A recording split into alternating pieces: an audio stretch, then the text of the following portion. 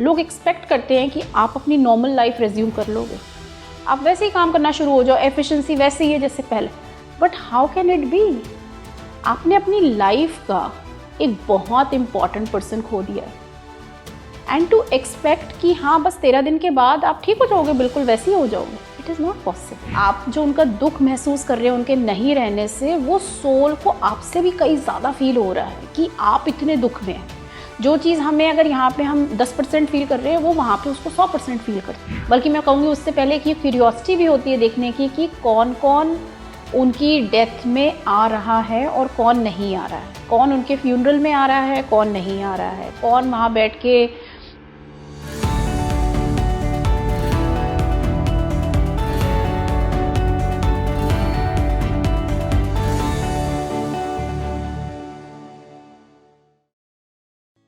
शिल्पी, एक क्वेश्चन और है। कोविड का जब टाइम था तो बहुत सारे लोग अपनी अपनी जगहों पे स्टक थे, राइट? किसी के पेरेंट्स हैं अलग जगह पे रह रहे हैं, तो किसी भी कारणवश बच्चे जो है अपने पेरेंट्स के पास नहीं जा पाए हैं उनके डेथ टाइम पर जी, और कोई भी रीज़न हो सकता है, चाहे टिकट महंगी हो, चाहे कोई भी आपको एक वे कन्विंस ना मिल रहा हो, कोई भी रीज़न हो सकता है, राइट? तो क्या ऐसे में, क्योंकि बहुत सारे लोगों के ऐसे मन में गिल्ट रहता है कि मैं एंड टाइम पर अपने पेरेंट्स के साथ नहीं था या अपने किसी लव्ड वन के साथ नहीं रहा था, तो क्या ऐसे में हमारे जो लव्ड वंस हैं वो हमसे कहीं ना कहीं नाराज़ हो सकते हैं, या फिर ऐसा मान लें कि वो हमें क्या किसी रूप में हमें पनिश करेंगे, क्या हमसे किसी तरीके से वो नाराज़ हैं, दुख में हैं? ये हम लोग कैसे कर पाएंगे? क्योंकि इस गिल्ट में तो मैं हूँ कि मैं एंड टाइम पे अपने पेरेंट्स से नहीं मिल पाई, तो वो भी नाराज़ होंगे कि एंड टाइम पे मुझसे मिलने नहीं आया या नहीं आई है, तो क्या वो मुझे पनिश करेंगे? क्या मैं ये मान सकती हूँ वो मुझसे अभी भी नाराज़ हैं? यस आंचल, बहुत सारे लोग आते हैं इस सवाल को लेके मन में मीडियमशिप रीडिंग करने, क्योंकि किसी भी रीज़न की वजह से वो अपने लव्ड वंस के पास उनके अंतिम समय में नहीं आ पाए। अंतिम समय में ये भी हो सकता है कि जब वो सफरिंग के थ्रू गुजर रहे थे तब नहीं आ पाए, या ये भी हो सकता है कि जब वो नहीं रहे तब भी नहीं पहुंच पाए, इवन उनका अंतिम संस्कार हो गया तब भी नहीं पहुंच पाए। तो ऐसे में सोल्स जो हैं वो मुझे ये बोलती हैं कि उनको एक डिसअपॉइंटमेंट होती है, स्पेशली जब वो शरीर को छोड़ते हैं। जैसे कि आपने बोला कि शरीर के आसपास वो 13 दिन तक तो रहते ही हैं, अपनी फैमिली के आसपास रहते हैं 13 दिन तक, और उनको एक ये डिसअपॉइंटमेंट होती है। बल्कि मैं कहूँगी उससे पहले कि क्यूरियोसिटी भी होती है देखने की कि कौन कौन उनकी डेथ में आ रहा है और कौन नहीं आ रहा है, कौन उनके फ्यूनरल में आ रहा है, कौन नहीं आ रहा है, कौन वहाँ बैठ के क्या बातें कर रहा है, क्या नहीं कर रहा, सारा कुछ सोल को समझ आ रही है। मुझे आपका इसके साथ जुड़ा हुआ कोई एक्सपीरियंस हो तो वो भी ज़रूर हाँ बिल्कुल बताऊँगी, बिल्कुल बताऊँगी। और तो जैसे मेरे पास एक क्लाइंट आए थे, कनाडा या यूएस के क्लाइंट थे, और उन्होंने अपनी मदर को खो दिया था। और किसी रीज़न की वजह से वो उनकी मदर जब हॉस्पिटलाइज थी तब भी नहीं आ पाए, और जब मदर का पूरा हो भी गया अंतिम संस्कार तब भी नहीं आ पाए, और वो अपनी मदर से कनेक्ट होने के लिए आए। तो जब उनकी मदर आई, मदर ने पहले कुछ चीज़ें बताई, उनको समझ में आना शुरू हुआ कि हाँ मम्मा ही हैं ये। उसके बाद मम्मी ने उनकी मुझे चीज़ें बताना शुरू करी, जो क्लाइंट ने बोला कि मैम ये तो मेरे यहाँ कनाडा के घर की चीज़ें बता रही हैं। तो मैंने बोला अच्छा ठीक है। तो बड़ी चीज़ें उन्होंने बताई कि इसका कमरा यहाँ पर है, इसके ड्राइंग रूम ऐसा है, ये वाली इसके पास कार है, और उनके बच्चों की भी बात करी उन्होंने। तो वो क्लाइंट भी बड़े कंफ्यूज थे कि मैम ये तो मेरे यहाँ की बातें बता रही हैं, मम्मा ने तो कभी देखा ही नहीं मेरा ये घर, तो अब ये क्यों बता रही हैं ये सारी चीज़ें। तो फिर उन्होंने बताया, उनकी जो मदर थी कहती हैं कि जब मैं थी हॉस्पिटल में तो मुझे उम्मीद बहुत थी कि मेरा बेटा आएगा, मुझे बहुत उम्मीद थी, और उस उम्मीद की वजह से ही उन्होंने अपना आखिरी का टाइम काफ़ी सफरिंग में निकाला, क्योंकि वो वेट कर रही थी उनका। लेकिन कह रही हैं कि जब मेरे से नहीं और ली गई सफरिंग तो मैंने छोड़ दी बॉडी। और अब होता क्या है कि जब हम शरीर से बाहर निकल जाते हैं तो हमें एक हायर पर्सपेक्टिव आ जाता है चीज़ों का, हमें समझ में आता है कि कई बार हमारे हाथ में नहीं होती हैं चीज़ें। कोई भी बच्चा मुझे लगता नहीं है कि जानबूझ के ऐसे करेगा कि नहीं जाएगा अपने माँ बाप के आखिरी समय में। तो कहती हैं कि मुझे उस मोमेंट में मुझे बहुत एक डिसअपॉइंटमेंट थी जब मैंने शरीर छोड़ा कि मेरा बेटा नहीं है मेरे आसपास, लेकिन मैम अब मुझे इस चीज़ का कोई दुख नहीं है। तो जैसे मैंने उसको बेटे को ये वर्ड्स बोले तो उसके आंसू निकलना शुरू हो गए और उसने बोला कि मैम प्लीज़, मेरी ना बहुत इच्छा थी उनको मेरा अपना कनाडा का घर दिखाने की, मम्मा को लाने की, बट चीज़ें ऐसे हुई कि नहीं हो पाया। तो वो कहती है मुझे लेडी कि उसको बोलो कि मैंने तो देख लिया तेरा घर, मैंने तुझे बताया था कि ये सारा है। और वो कहते हैं अच्छा इसलिए वो मुझे ये सारी चीज़ें बोल रही थी। तो बहुत वो खुश हुआ और उसने वाकई ये रोंगटे खड़े कर देने वाली चीज़ें होती हैं कि सोल को पता है कि वो किस चीज़ के लिए उसके दिल में ऐसी तड़प है। और फिर उसने मुझसे पूछा कि मैम प्लीज़ आप उनको पूछो कि मैं उनके लिए क्या कर सकता हूँ, अब क्या कर सकता हूँ। तो उन्होंने अपने ग्रैंड चिल्ड्रन दिखाए, उनके 2 बच्चे थे जो आए थे, और उन्होंने ये भी बताया कि इसकी जो बेटी है, इसने बेटी का नाम भी मेरे नाम पे रखा। एंड उस बेटे की आप इमोशनल स्टेट का अंदाज़ा नहीं लगा सकती कि उसको कितनी एक सेटिस्फैक्शन मिल रही होगी कि ये जान के कि इतना बड़ा गिल्ट था मेरे मन में कि मैं मम्मा के पास नहीं जा पाया और मेरे बच्चे भी हो गए, वो भी मम्मा उनसे मिल नहीं पाई, बहुत टाइम हो गया इस चीज़ को।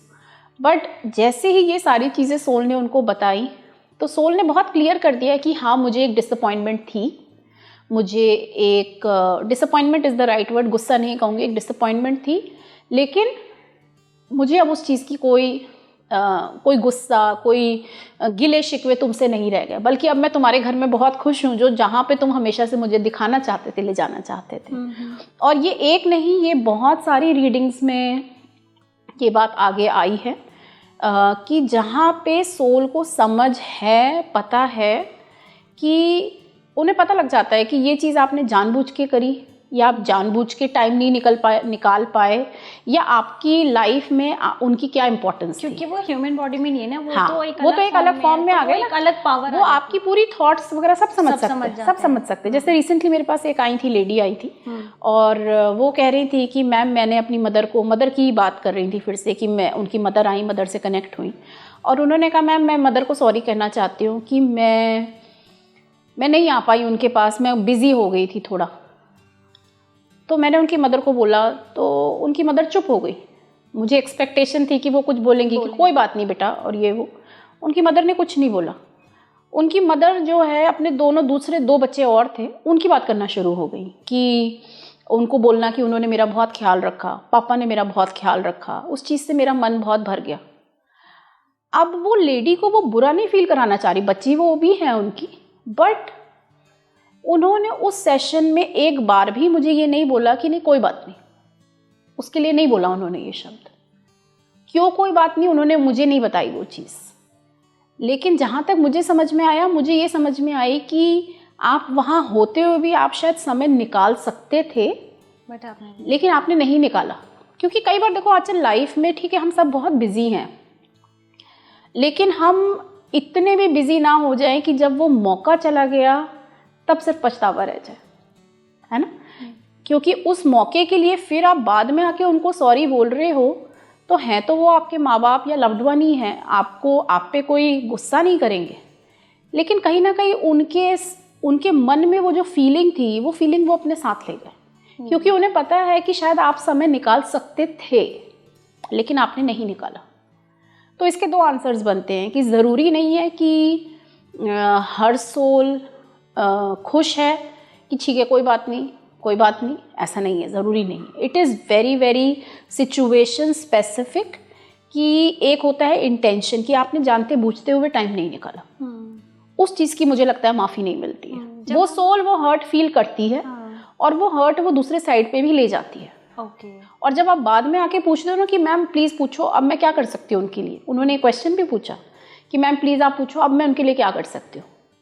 उनकी मदर ने ये बोला कि नहीं बस सब ठीक है, सब खुश है, मेरी ब्लेसिंग्स हैं फैमिली को, बस ओके जैसे हम लोगों के मन में जैसे जब अपने किसी भी लव्ड वंस को खोते हैं तो कहीं ना कहीं एक गिल्ट रहता है, क्योंकि कहीं ना कहीं गलती की होती है तो वो फील हो जाता है कि हाँ भाई ये मुझे नहीं करना चाहिए था। फिर मन में एक सवाल आता है कि अब उसको ओवरकम कैसे किया जाए जी। मैं ये कैसे पहचानूंगी कि मेरे लव्ड वन मुझसे दुखी हैं या मुझसे खुश हैं? वो कुछ तो ऐसे साइंस मुझे वो देते होंगे कि भाई तुमने ये गलती की है, मैं तुमसे डिसअपॉइंट हूँ या फिर मैं तुमसे दुखी हूँ। कुछ ऐसे साइंस वो देते होंगे कि जिनसे लगेगा कि नहीं तुम्हें परेशान होने की जरूरत नहीं है, मैं खुश हूँ। तो वो क्या साइंस है दोनों के, खुश रहने के और नाराज रहने के या फिर दुख? तो देखिए, नाराज रहने के तो सबसे बड़ा साइन यही है कि आपकी खुद की अंतरात्मा आपको कचोटती रहेगी। आपकी खुद की अंतरात्मा आपको चैन नहीं लेने देगी। आपको बार बार मन में यही क्वेश्चन आता रहेगा कि कुछ तो ठीक नहीं है, कहीं ना कहीं मैंने ठीक नहीं किया। और उसी का क्वेश्चन का आंसर लेने जब आप आते हो तो आपको, जो मैंने अभी आपको बताया एपिसोड की ऐसे हुआ, और अगर आपके जो लव्ड वंस हैं वो खुश हैं, वो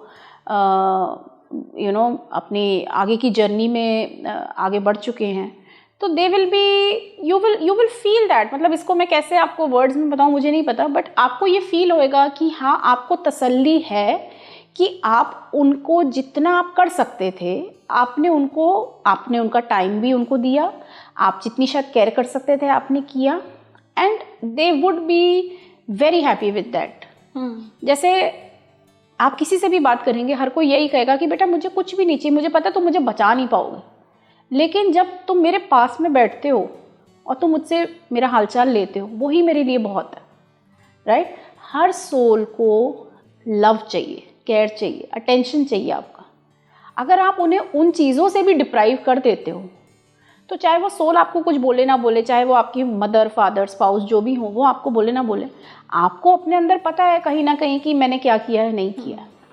तो कई बार ऐसे भी होता है कि लोगों को सपनों में उनके लव्ड वंस आते हैं। बहुत आते हैं, खासकर ये शरादों के टाइम पर या फिर कंटिन्यू वही वाली बात हो जाती है। कभी ऐसा मैंने एक पॉडकास्ट में और पूछा था ये सवाल कि बहुत सारे लोगों को ऐसे देखते हैं ना, हंस रहे हैं, रो रहे हैं, बैठे हुए हैं, खाना मांग रहे हैं, पैसा मांग रहे हैं, पैसा दे रहे हैं। तो ये बहुत सारे लोगों के मन में सवाल रहते हैं कि क्यों, ये क्या कहना चाहते हैं। तो हम लोग नॉर्मल इंसान तो नहीं समझ पाता है। तो क्या वो सच में अब सपनों के माध्यम से हमसे बात करते हैं? बिल्कुल आते हैं। सोल्स बहुत तरीके से अपनी प्रेजेंस फील करा सकती हैं, क्योंकि सोल प्रेजेंस क्यों फील कराएगी? लोग कई बार मुझसे ये क्वेश्चन पूछते हैं। सोल इसलिए आपको प्रेजेंस फील करा रही है क्योंकि आप उनको बहुत मिस कर रहे हैं। आप जो उनका दुख महसूस कर रहे हैं उनके नहीं रहने से, वो सोल को आपसे भी कई ज़्यादा फील हो रहा है कि आप इतने दुख में हैं। जो चीज़ हमें अगर यहाँ पे हम 10% फील कर रहे हैं, वो वहाँ पे उसको 100% फील करते हैं। हाँ, क्योंकि वो सोल वो प्योर फॉर्म ऑफ एनर्जी है, राइट? तो सोल आपको डिफरेंट साइंस के थ्रू ये बताना चाहती है कि वो ठीक हैं या उन्हें आपकी चिंता है या इस चीज़ को लेके वो आपसे कुछ बोलना चाहते हैं। क्या साइंस हैं ये आंचल? नंबर 1, जैसे कि ड्रीम्स मैंने बताया, आपकी ड्रीम्स में आपको लव्ड वंस दिख रहे हैं। आपकी ड्रीम्स में वो आसानी से आप आते हैं क्योंकि जब आप सो रहे हैं तो आपका जो लॉजिकल माइंड है वो इंटरफियर नहीं कर रहा है और आप बहुत रिसेप्टिव हैं उनका कम्युनिकेशन रिसीव करने के लिए। तो कई बार सोल्स आती हैं और आपसे ड्रीम स्टेट में कम्युनिकेशन करती हैं, और जब आप सो के उठते हैं आपको रिटेंशन रहती है उस चीज़ की, वो इतना रियल था कि मैंने फील किया वाकई में मेरे हस्बैंड आए थे और उन्होंने मुझे ये चीज़ें बोली बच्चों के लिए। बिल्कुल सच बात है। सेकेंडली, सोल आपको अपनी प्रेजेंस फील कराती है। कैसे प्रेजेंस फील कराती है? अभी कुछ दिन पहले मैंने इंस्टाग्राम पे एक अपनी वो पोस्ट डाली। मैं उस दिन अपने फादर को बहुत मिस कर रही थी और मेरे फादर नॉर्मली मुझे कैसे बताते हैं कि वो उन तक मेरी थॉट पहुंच रही है। ऑफ कोर्स मेरी बात तो होती है, बट अदरवाइज भी कैसे बताते हैं, कहीं ना कहीं वो मुझे हार्ट के साइंस दिखाना शुरू कर देते हैं। अच्छा, तो मैं मेडिटेशन में थी और मेडिटेशन में मैं हमेशा कैंडल जला के रखती हूँ। जैसे ही मैंने अपनी आइज़ खोली मेडिटेशन से निकल के, उस कैंडल में एक हार्ट बना हुआ था और बहुत रीअश्योरिंग था। तो ये भी एक साइन होता है जहाँ पे आपको वो स्पेसिफिक चीज़ें दिखा रहे हैं जो आपका अटेंशन खींच रही हैं। One is that. उसके अलावा स्मेल आपको सडनली फील होएगी कि वो शायद वो एक परफ्यूम लगाती थी या लगाते थे, या वो स्मोक करते थे, या मे बी शायद वो डेली अगरबत्ती जलाते थे, कहीं ना कहीं से एकदम से आपको वो स्मेल फील होगी। स्मेल फील क्यों होगी? क्योंकि वो स्मेल ने आपका अटेंशन खींचा। जैसे ही अटेंशन खींचा आपको याद आया कि अरे पापा जब होते थे तब ऐसी स्मेल आती थी मुझे, तो आपको उन्होंने साइन दिया कि हाँ वो आपके आसपास हैं। उसके अलावा एंजल नंबर्स बड़े कॉमन चीज़ है। एंजल नंबर जैसे रिपीटिंग नंबर्स जो हम कहते हैं, आप घड़ी देखोगे आपको 1111 दिखेगा। आप कार ड्राइव कर रहे हो, कार की जो आगे वाली नंबर प्लेट है उस पर 4444 है। तो ये नंबर्स, कोई भी चीज़ जो आपका सडनली ध्यान खींच रही है is a sign from your loved one. आप समझ रहे हैं? कई बार हमें लुक अलाइक्स दिख जाते हैं। जैसे मैं एक बार ड्राइव कर रही थी और ड्राइव करते रेड लाइट पे मैं रुकी, लेफ्ट पे मैंने देखा, मैंने कहा अरे ये तो एकदम पापा जैसे लग रहे हैं।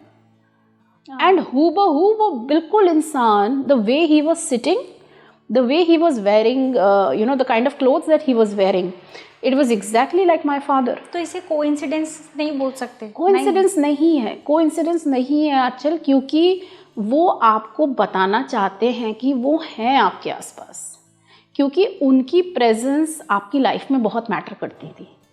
और अब वो चले गए हैं, चले तो गए हैं, बॉडी तो चली गई है, लेकिन उनको पता है कि अभी भी उनकी प्रेजेंस या उनकी एब्सेंस आपकी लाइफ में जो खालीपन क्रिएट कर रही है उससे आप बहुत इम्पैक्टेड हो। तो ये सोल प्रेजेंस वही फील कराते हैं जिनको हम लोग मिस कर रहे हैं। हाँ, यस यस। कई बार आपके एंसेस्टर्स भी होते हैं, बट मोस्टली वही सोल्स होती हैं जिनको आप याद कर रहे हैं, जिनको आप बहुत मिस कर रहे हैं। क्योंकि मान लीजिए आपकी लाइफ में कोई विलेन है, अब अगर भगवान न करे वो खत्म हो गए तो आप तो शुक्र मनाते हो ना कि चलो वो चला गया, उसको तो आप याद नहीं करोगे, है कि नहीं? लेकिन जिनको आप मिस कर रहे हो, जिनके जाने की वजह से आप ग्रीफ में हो और इतने बुरे ग्रीफ में हो कि आपकी जर्नी रुक गई है, आप आगे नहीं बढ़ पा रहे हो। आप देखो हमारे यहाँ ये होता है कि ठीक है 13 दिन का टाइम है, वो भी अब कई लोग सिर्फ चौथे में ही ख़त्म कर देते हैं। 13 दिन के बाद या चौथे दिन के बाद जब आप लोग एक्सपेक्ट करते हैं कि आप अपनी नॉर्मल लाइफ रिज्यूम कर लोगे, आप वैसे ही काम करना शुरू हो जाओ, एफिशिएंसी वैसे ही है जैसे पहले। But how can it be? आपने अपनी लाइफ का एक बहुत इंपॉर्टेंट पर्सन खो दिया है, एंड टू एक्सपेक्ट कि हाँ बस 13 दिन के बाद आप ठीक हो जाओगे, बिल्कुल वैसे ही हो जाओगे, इट इज़ नॉट पॉसिबल। तो ये जो दुख है और लाइफ में आगे बढ़ने की जो हिम्मत है, ये आपको जो दूसरी साइड पे आपके लव्ड वन है वो आपको देना चाहते हैं, वो आपको बताना चाहते हैं दैट वो अभी भी आपके साथ हैं। पर ये कितना पेनफुल भी होता है जब आपके लव्ड वंस आपको छोड़ के चले जाते हैं अचानक ही। yes. ठीक है, आप उनसे जो बात कहना चाहते थे आप उनसे कह नहीं पाए, और कहीं ना कहीं आपके मन में ये बात रह जाती है कि मुझे उनसे ये बात कह रही थी। चाहे आपको अपने फादर को बताना हो कि आप उनसे कितना प्यार करते हैं, लेकिन वो सडन चले गए, राइट? तो ये मन में कहीं ना कहीं चीज़ें रहती हैं। इसको इंसान कैसे ओवरकम करे? क्योंकि बहुत सारे लोगों के ऐसे सवाल होते हैं कि मैं अपने पेरेंट्स को इतना मिस करती हूँ, अपने दोस्त को या अपने हस्बैंड को या अपने वाइफ को मैं बहुत मिस करता हूँ, तो वो है ना उससे उभर नहीं पाते हैं, तो वो डायरेक्शन उनको नहीं मिल पाता। तो उसके लिए आप क्या कहेंगे? हाँ, तो उसके लिए मैं यही कहूँगी कि आपके लव्ड वंस को आपकी जो थॉट्स भी हैं, आपको शब्दों की भी ज़रूरत नहीं है, आपकी जो थॉट्स हैं वो उन थॉट्स को भी सुन पा रहे हैं और उनको पता है कि आप किस हद तक उनको मिस कर रहे हैं। तो अगर आपने अपनी थॉट्स उन तक पहुंचानी है तो सिर्फ उनको याद करके आप बैठे कहीं पे उनसे उनको थॉट्स भेजने की कोशिश करें कि मम्मी या पापा या नानी जो भी हैं कि मैं वाकई में मैं आपकी हेल्प चाहता हूँ या चाहती हूँ अपनी लाइफ में। एक वो तरीका है। सेकंड इज़ कि आपको जो चीज़ें उनको अच्छी लगती थी करना, आप वो चीज़ें करके अगर आपको खुशी मिल रही है, वो भी उनको एक याद करने का तरीका है, ऑनर करने का तरीका, आप वो भी कर सकते हैं। जिस भी तरीके से आपको मूव ऑन करने में हेल्प मिल रही है, जैसे कई लोग हैं, इसकी शायद हमने लास्ट टाइम भी बात करी थी, आई डोंट नो करी थी कि नहीं करी थी, कि हमारे हिंदुइज्म में बताया जाता है कि जब इंसान की डेथ हो जाती है उसकी हम कोई भी चीज़ नहीं रखते, राइट।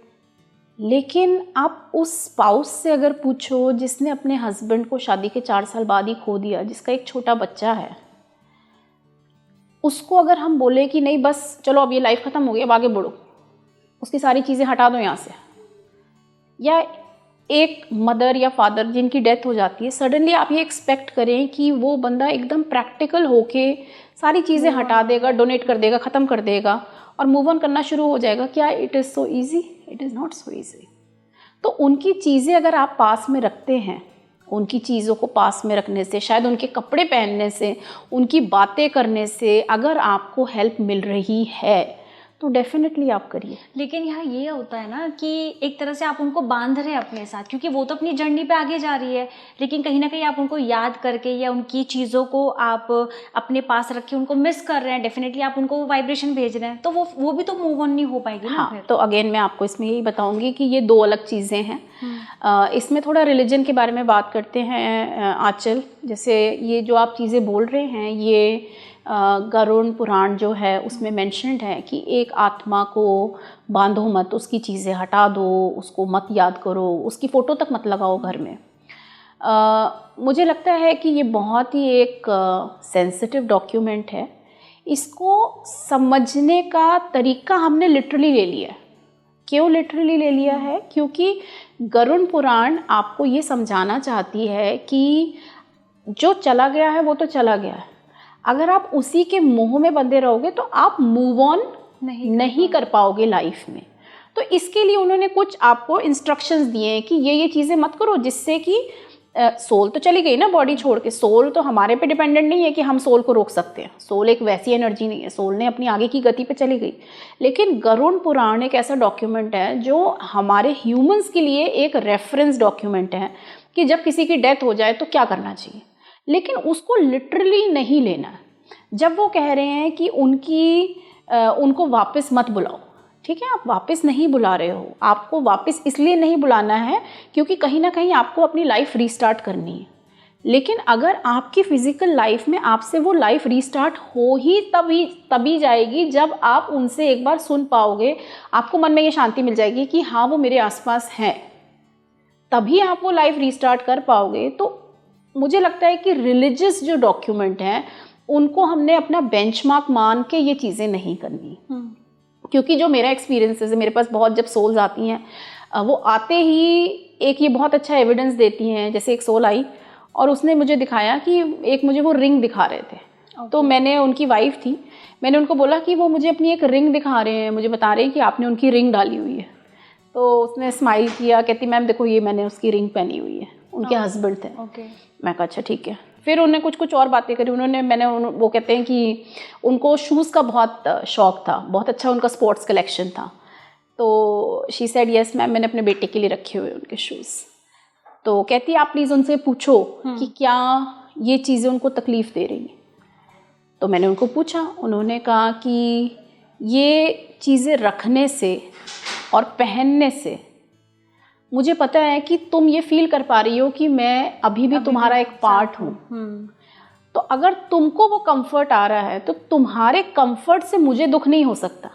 मैं इसलिए यहाँ दुखी हो रहा हूँ क्योंकि तुम दुखी हो।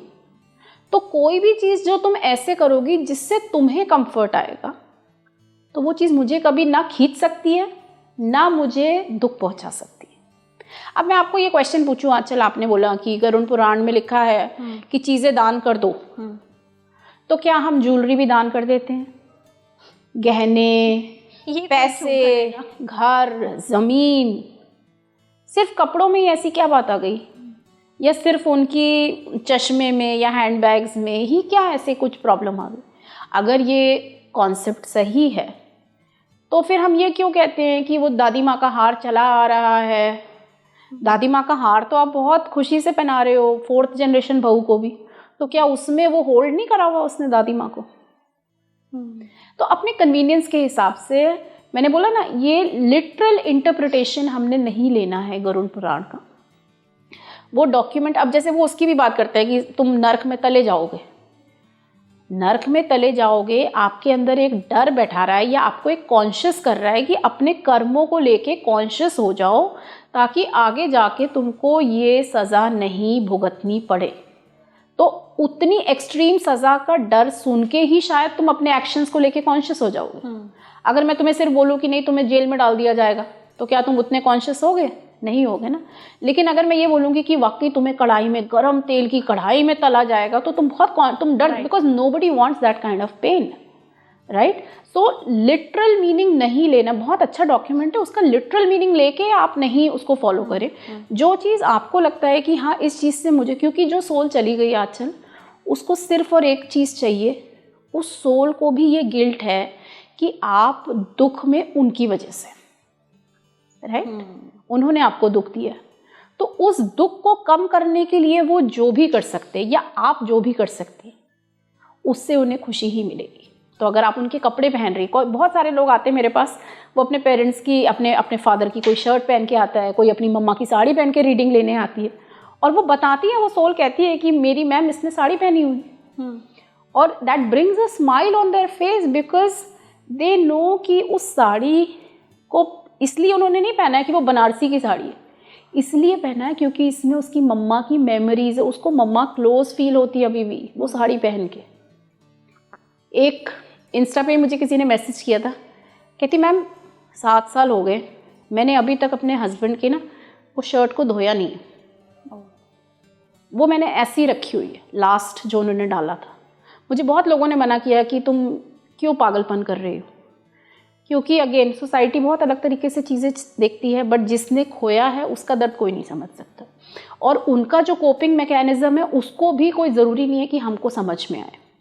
कहती मैम मैं आज भी वो पकड़ती हूँ शर्ट ना अपने हाथ में, मुझे लगता है वो आसपास ही है, और वाकई वो आसपास है, क्योंकि उसको समझ आ रही है कि इस तरह से इसको अपने ग्रीफ में हेल्प मिल रही है, which is something that is very important. क्योंकि मैंने आपको जैसे बताया कि वो सोल को भी ये दुख, गिल्ट है कहीं ना कहीं कि आप दुख में उनकी वजह से आ गए, तो वो हर भरसक कोशिश करेगी आपको साइंस देने की, आपको हेल्प करने की, कि कोई तो चीज़ हो जिसको सोच के आपकी स्माइल फिर से आ जाए।